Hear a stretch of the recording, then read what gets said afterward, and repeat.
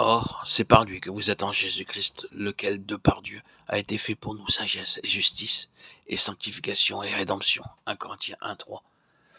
Il nous a donné une sagesse céleste pour comprendre les mystères célestes. Supposons que vous vouliez apprendre l'agriculture. Vous devez alors devenir fermier. Et si vous voulez savoir comment guérir le corps, vous devez devenir médecin. Pareillement, si vous voulez connaître quelque chose de Dieu, vous devez recevoir la sagesse divine. Les choses célestes ne peuvent être comprises que par la sagesse céleste. Mais l'homme naturel ne reçoit pas les choses de l'Esprit de Dieu, car elles sont une folie pour lui, et il ne peut les connaître, parce que c'est spirituellement qu'on en juge. 1 Corinthiens 2:14. Par ce moyen, nous pouvons savoir ce qui arrivera après notre mort. Savez-vous ce qui arrivera après votre mort? Nous comprenons que le monde finira, mais avant que cela ait lieu, le Seigneur viendra et jugera toutes les nations. Nous savons que Dieu amènera à l'existence une nouvelle création. Tous ces mystères sont révélés par la sagesse divine.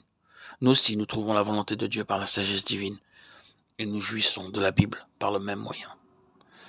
Dans Matthieu 11:25, nous lisons: En ce temps-là, Jésus prit la parole et dit: Je te loue, Père, Seigneur du ciel et de la terre, de ce que tu as caché ces choses aux sages et aux intelligents. Est-ce que tu les as révélées aux enfants? Ainsi un cantique nouveau pourra monter de nos lèvres. Il m'a retiré de la fosse de destruction, du fond de la boue, et il a dressé mes pieds sur le roc. Il a affermi mes pas, il a mis dans ma bouche un cantique nouveau, une louange à notre Dieu. Beaucoup l'ont vu et ont eu de la crainte, ils se sont confiés en l'Éternel. Psaume 40, 3, 4. Un cantique nouveau dans nos bouches pour louer et rendre grâce à Dieu. Cette même bouche était autrefois pleine de haine et de mauvaises choses. Maintenant, elle rend grâce, loue, bénit, adore et honore toujours Dieu, libérée de toute malédiction, amertume, haine, inimitié ou jalousie. Dieu a-t-il mis un cantique nouveau dans votre bouche, vous rendant capable de le louer en toutes circonstances?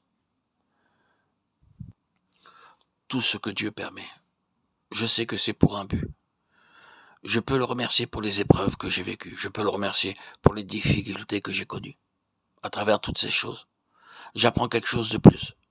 Jamais, en aucune occasion, et cela depuis bien des années, je n'ai pu reprocher quelque chose à Dieu. Je n'ai été que dans le remerciement et la gratitude, en particulier pour cette maladie de maniaco-dépressif bipolaire qui a duré plus de 34 ans, qui me faisait vivre ce mal-être existentiel. Quoi qu'il puisse m'arriver aujourd'hui, je dis toujours au Seigneur et au Dieu Tout-Puissant: je te remercie pour toutes choses, car je sais que toutes choses concourent ensemble pour mon bien. L'Écriture dit dans Romains 3, 8, 38, nous savons du reste que toutes choses concourent au bien de ceux qui aiment Dieu, de ceux qui sont appelés selon son dessein. Je remercie Dieu pour tout ce qui m'arrive. Je sais que tout ce qui m'arrive est pour mon bien. Dieu a fait de moi ce qu'il attendait.